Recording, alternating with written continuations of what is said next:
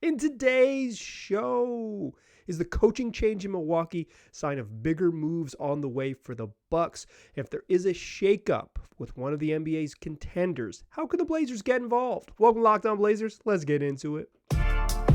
You are Locked On Trailblazers, your daily Portland Trailblazers podcast. Part of the Locked On Podcast Network, your team every day.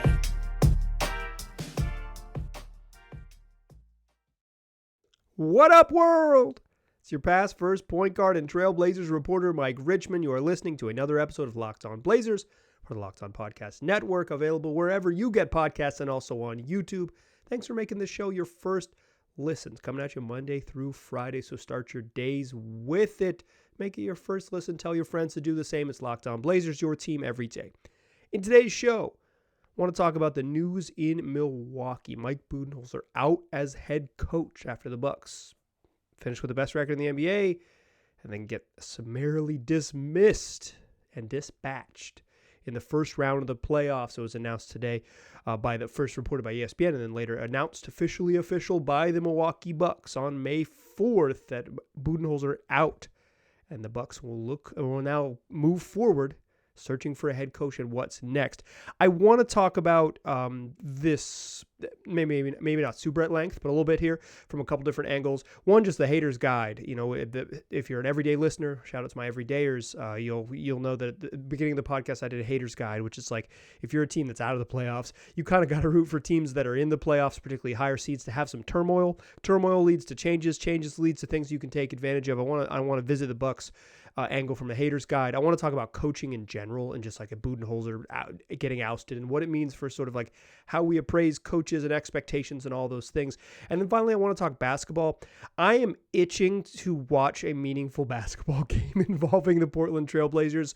I just haven't quite frankly, I'm a hoops dork and I miss the nerding out on the X's and O's of basketball. So I'm going to find a way to do that. Talking about the Golden State Warriors, their big win over the Lakers in game 2 of that series and how it can apply to the Portland Trailblazers, to our situation here in Portland, the collective pronouncing being us as a collective who watch this team.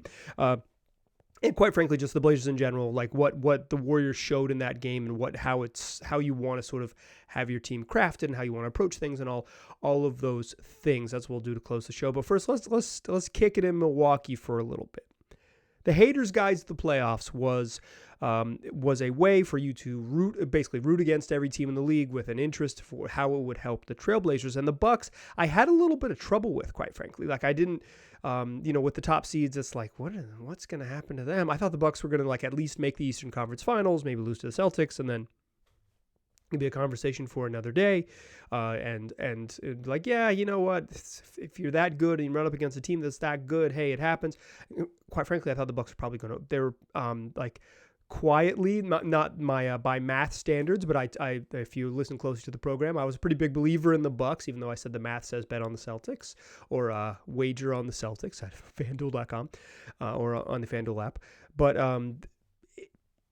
it didn't work out that way for the Bucks. But even when I was like sort of crafting my haters guide, it was like I didn't have an idea where like if it falls apart for them or like here's how it would benefit the Blazers. I don't really see it. I didn't really see it, and I still don't see it now.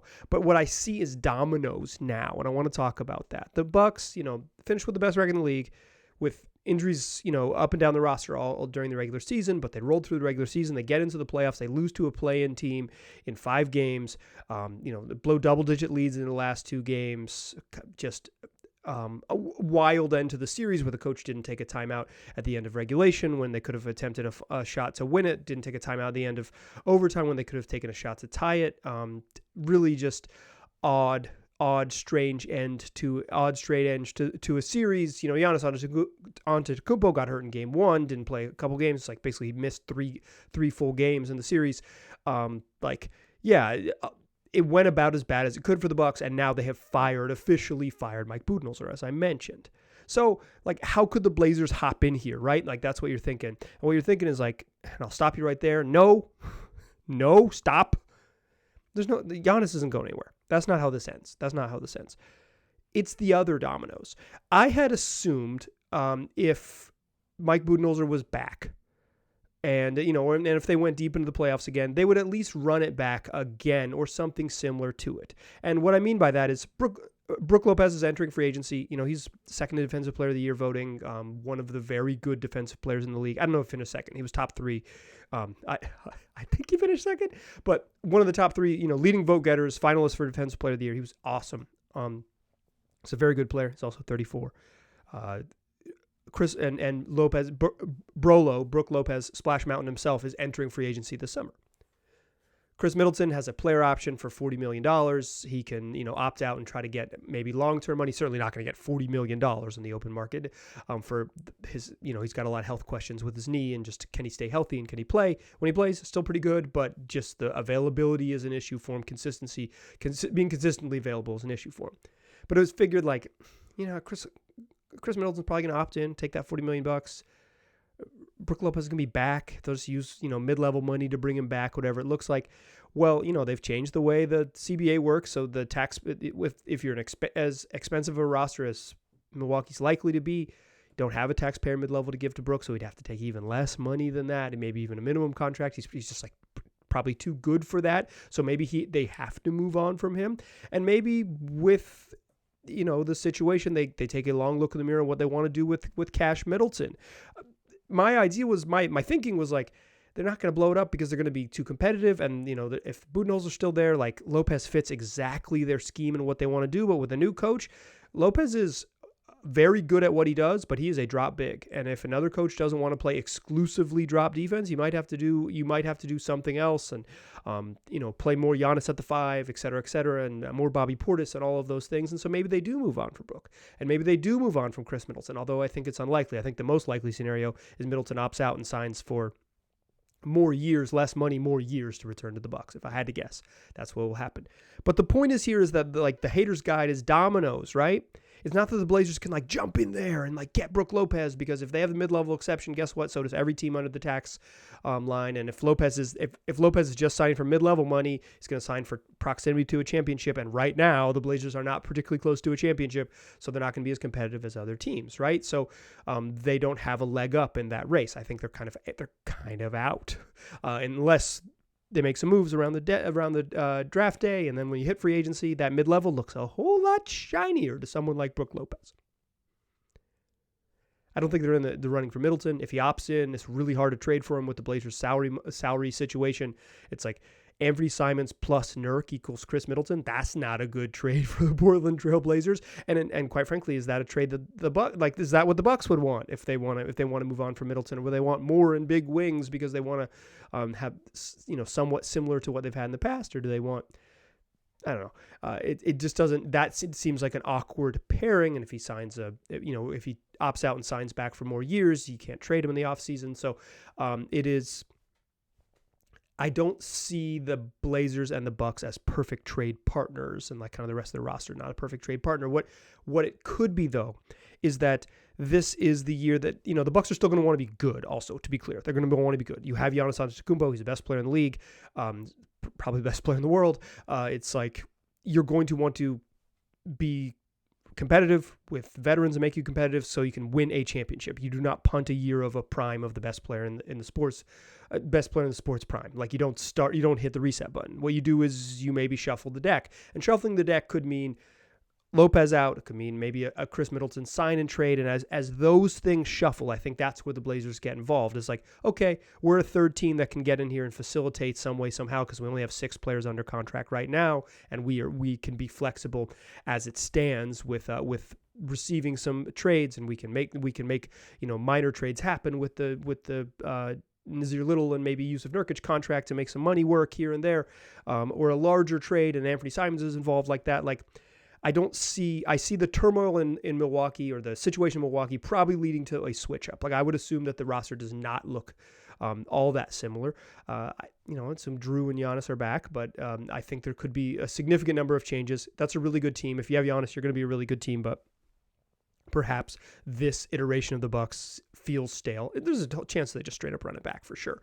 But if it does, the Blazers got to be in there as a facilitator team. That's how they take advantage, and that's the path forward. That's the turmoil you're rooting for. If you're rooting for the haters' guide, is maybe you don't. Maybe it's the teams that need to blow it up is not like a perfect partner for you, but more teams looking to get into the market to sell and move and all of those things, and more teams looking in the market to buy and upgrade and all those things. Like more teams active in the market is good for the Blazers because it's a seller's market right now, and if there's more teams that have, okay, we're willing to put these things into the market to get these things back, like more active participants who are the Bucks would be more buyers, but they'd have to sell stuff to be buyers. Blazers get in there, facilitate, make it happen. That's the way they benefit from turmoil, and that's what you're rooting for with the rest of the Haters Guide. I want to talk about Mike Budenholzer in the second segment.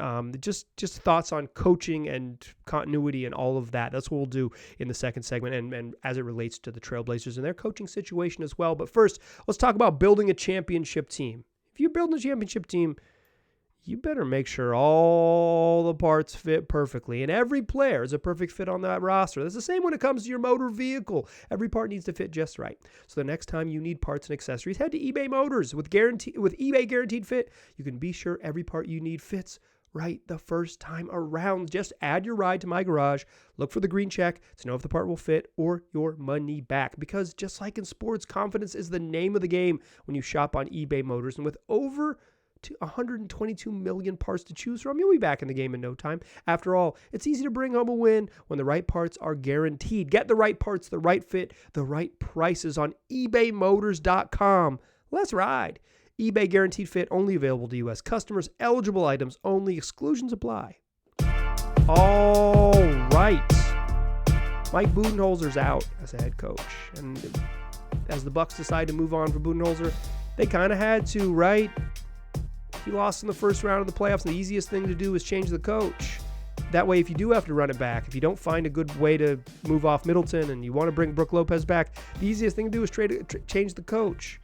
In fact, I think we have plenty of examples throughout history is that sometimes a similar group with a new voice can really take off.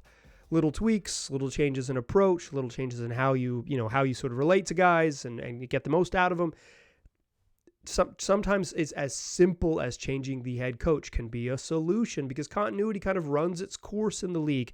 I would say, there was a study I shared on the podcast, maybe it's like a long time ago, like over a year ago, but sometime in the 2021 off season. So this is if you're a long time listener, you might remember this, but it's like basically there's been a study that says the value of continuity lasts for about 4 to 6 seasons. Then after that, there are diminishing returns on running back the same teams. And it can even happen as quickly as 4 seasons, diminishing returns on running back rosters with strong continuity, specifically in the NBA. And I think Budenholzer had to go. It had to happen. It just was the right move for the organization. But Mike Budenholzer is a good coach. I think there's too much evidence to even argue the other way. The success that he had consistently with teams in Atlanta, the success that the Bucks immediately had upon his arrival, including an NBA title. The things that people get frustrated with him are lack of adjustments and maybe being stubborn in his ways. But stubborn in his ways led them to winning, 65 plus games, winning a title because they do what they do and do it well. The problem is when they needed to make major adjustments, they were also dealing with, the best player in the world not being at 100% and an aging roster and Jimmy Butler just being hotter than heck. And the coach on the other side, Eric Spoelstra, freaking good coach in his own right. But Mike Budenholzer is a good coach. I like quibble with someone else. I think he is unequivocally a good basketball coach, and I assume that he'll go somewhere when he wants to coach again and be successful there too, because that is his track record, is being leading teams to very, very strong regular seasons pretty much everywhere he goes. And quite frankly, it's really hard to win a title. Being consistently good in the regular season is probably the best mark of a good coach. Winning in the playoffs might be a mark of having good players. But what Budenholzer's losing his job, it is following a trend. 2019 NBA champion, Toronto Raptors. Nick Nurse, get out of here. Got let go this summer. It had to go. 2020 champions in the bubble.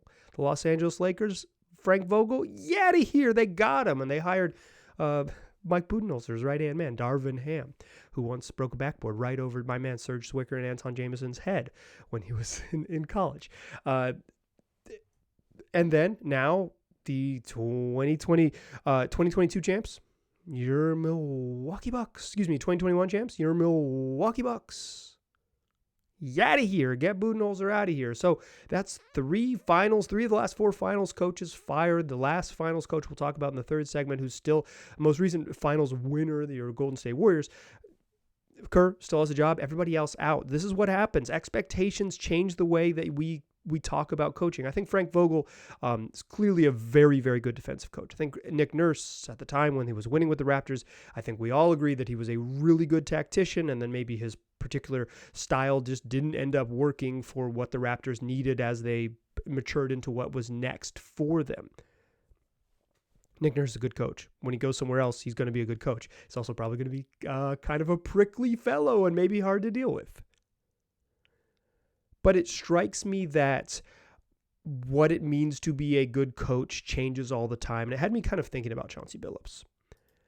I have said on this podcast, and I'll say it again here, he has not done a good job in Portland, and I don't think you could even make an argument, even a flimsy one, that he's been a good coach. You might say, I have faith in him to be a good coach, but nothing that he has done with this team you could point to is like, oh, this is a thing that they're better at under Chauncey Billups. The thing that they're better at, I'll take that back. The thing that they're better at under Chauncey Billups is they're more versatile in ways that they play bad defense. Under Terry Stotts, they played bad defense in one way. Under Chauncey Billups, the team plays bad defense in a variety of ways. They come out in several different looks and stink on defense. Undoubtedly, Chauncey Billups is more versatile in the looks that he has given to his team defensively. But he has not been a good coach. You can't make the argument he's been a good coach. But it strikes me like this, the way I kind of feel like coaches are good, and then it's their time to go. Chauncey Billups' like time to prove that he can do this is now. The Blazers aren't going to fire Chauncey Billups this summer. I don't think Joe Cronin's been asked that on the record. I might have missed it, but I don't think he's been asked that. He wasn't asked that at X interviews, and I do not believe he was asked that in various podcast appearances he's made over the last little bits. But there was reporting from Jason Quick of The Athletic that quoted an anonymous source within the Blazers front office that said the Blazers hadn't even considered firing Chauncey Billups. I trust that reporting. They're not going to fire him. He's going to be the coach. Mike Budenholzer, Nick Nurse dreams, whatever, that's not going to happen. But I do think the difference in those coaches and what Billups has had is that Billups hasn't had a good roster.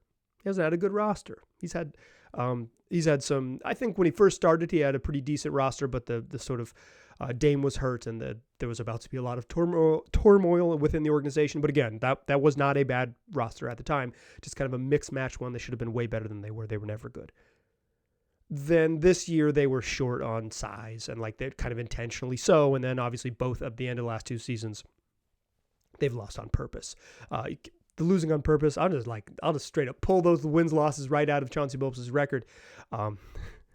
Let's just ignore them. 6-40 after the All-Star break last two seasons. Let's straight up not grade Chauncey Billups on anything that happened after the All-Star break in either of his first 2 years. But year 3, it's time to prove you can coach, because if you look at the recent firings of championship level coaches, undeniable. Nick Nurse's 2019 Raptors were really good. Undeniable. The 2020 Lakers, really good. And undeniable. The Milwaukee Bucks, really good in 2021.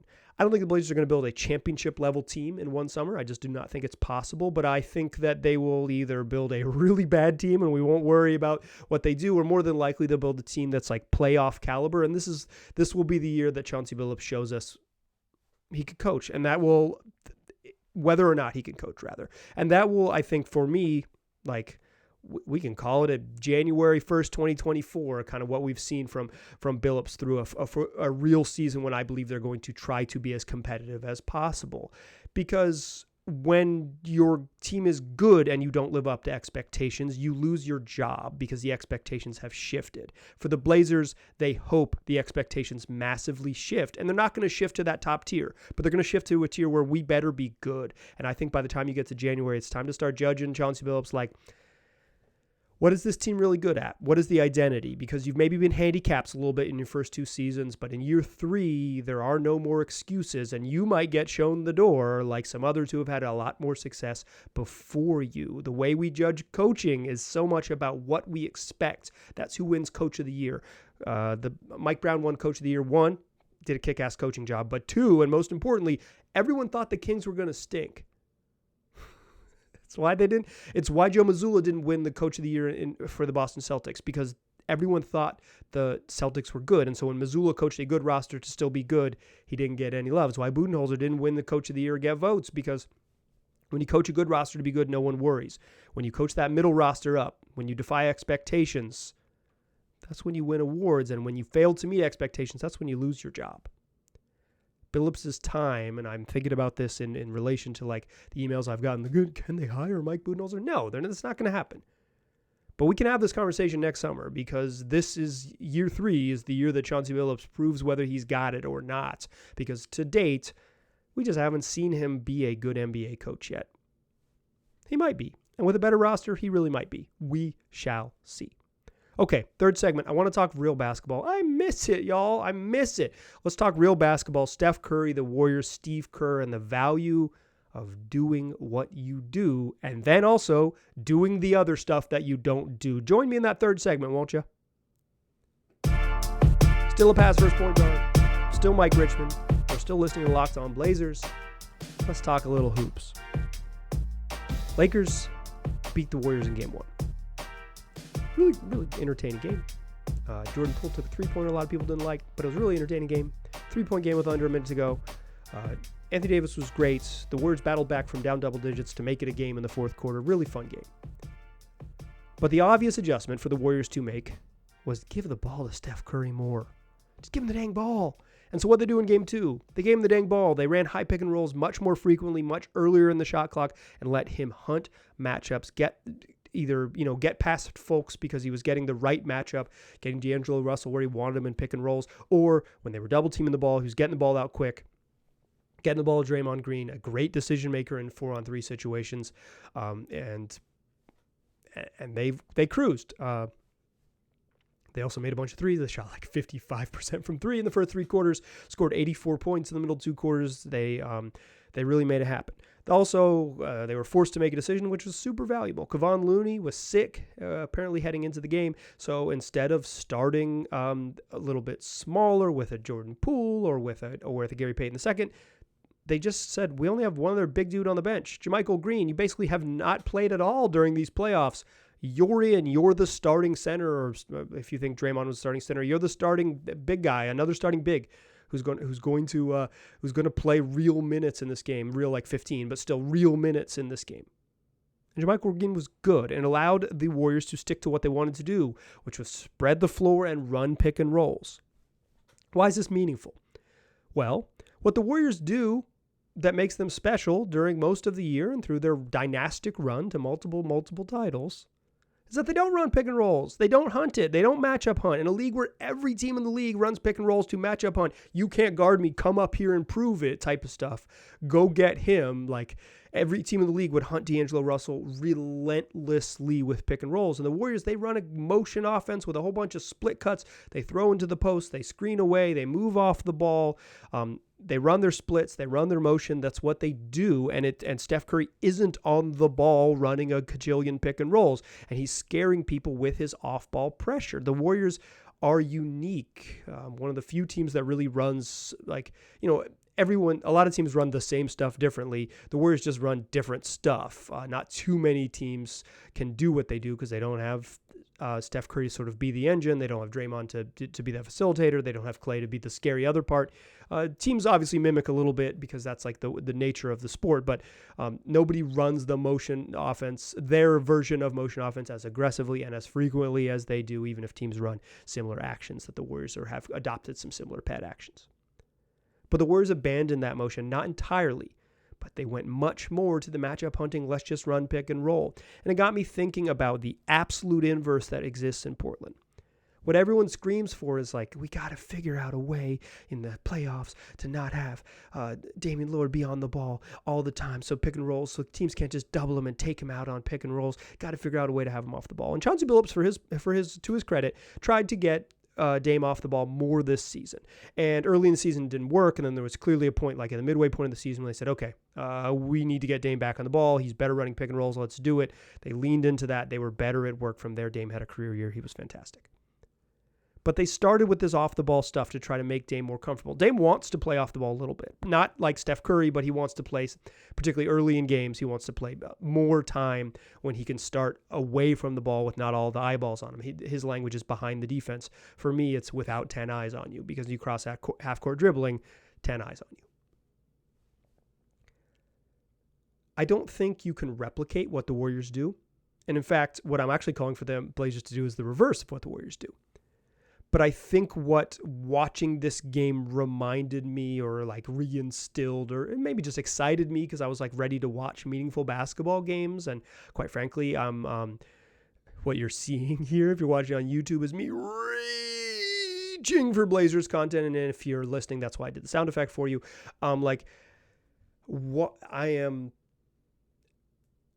I'm thinking about the best version of the Blazers into the future, and it is a version that is multiple. A version that says what Damian Lillard does better than anyone else is attack and pick and rolls. He's one of the 5 best offensive players in the league, even at age 32. He's incredible. Put him in the pick and roll. He's really, really hard to guard because of his range shooting, because of his speed to get downhill. He's so good at getting to the rim this season.